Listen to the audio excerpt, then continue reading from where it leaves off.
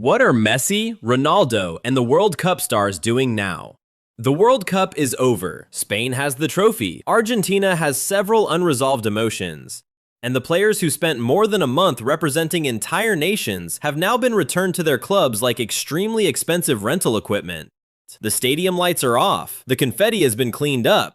And football's biggest stars must return to medical tests, sponsorship photos, contract talks, and pretending they are excited about friendly matches. So what are Messi, Ronaldo, the world champions, and everyone else actually doing now?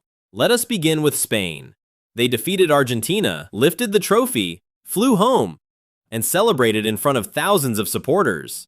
For one day, every player was treated like a national monument.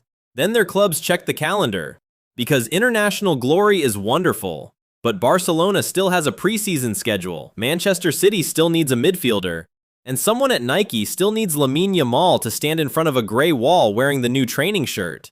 That is the strange thing about winning the World Cup. You reach the highest point in football, then a few days later, a fitness coach asks you to run between two plastic cones. Lamine Yamal became a world champion at 19 before most people have successfully canceled their first gym membership. His reward is returning to Barcelona, where supporters will expect him to score, create, entertain, and solve every tactical problem for the next 10 years. Football does not allow young players to develop naturally. It identifies a teenager, gives him the expectations of an entire institution, and then becomes concerned when he looks tired.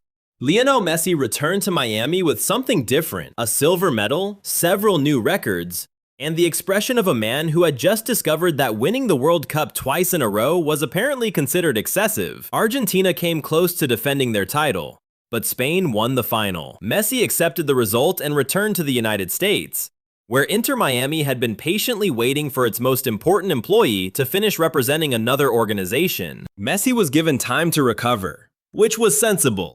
He is 39, he had just completed another World Cup, and the human body occasionally requires something more advanced than motivational speeches and electrolyte drinks.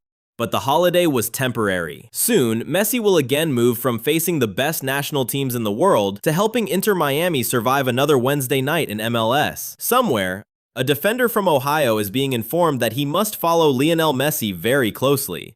This is not an insult to MLS. It is simply one of football's greatest transitions.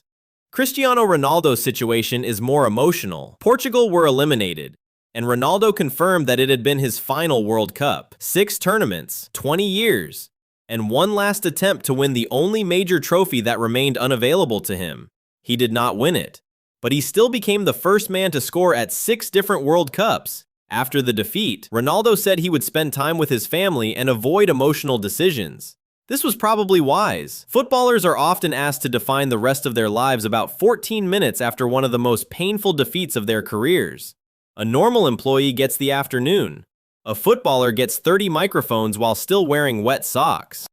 His World Cup story may be finished, but his football story continues. Al Nassr still needs goals. The Saudi League still needs attention.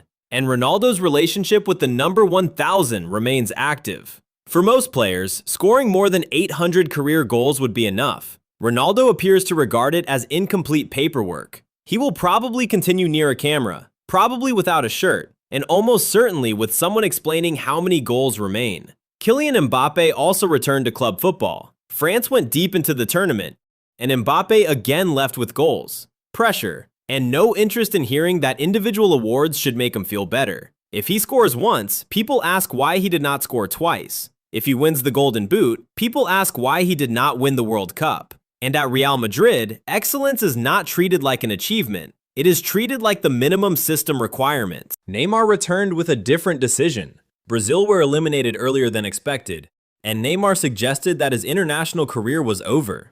After 4 World Cups, he stepped away without the perfect ending. But he did not disappear. He returned to Santos, where club football continued almost immediately. Neymar has also discussed retiring completely. Of course, football retirement announcements are not legally binding. They are closer to weather forecasts. Conditions may change. Christian Pulisic returned with another kind of problem. The United States were eliminated, and Pulisic came home carrying an injury instead of a trophy. While American television returned to discussing whether soccer had finally arrived, The face of the national team returned to medical treatment and recovery exercises. This is the part of the World Cup that disappears quickly. The highlights remain. The dramatic music remains. But the players carry the physical damage back to their clubs. That is what happens after the World Cup.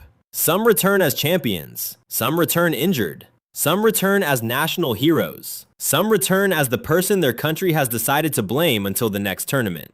The celebrations become fatigue. The disappointment becomes motivation. The injuries become medical reports. The performances become transfer rumors. And the world champions become employees again. Spain's players returned with the trophy. Messi returned to Miami. Ronaldo returned to the final stage of his club career. Mbappe returned to Real Madrid with more expectations. Neymar returned to Santos without an international future. Pulisic returned to rehabilitation. Everyone went somewhere different. But they all returned to the same thing, the football calendar. Because the World Cup may be the biggest tournament on earth, but the schedule does not care. There is always another training session, another contract, another season. And somewhere inside a football club, a coach is already wondering why his world champion has not reported for preseason.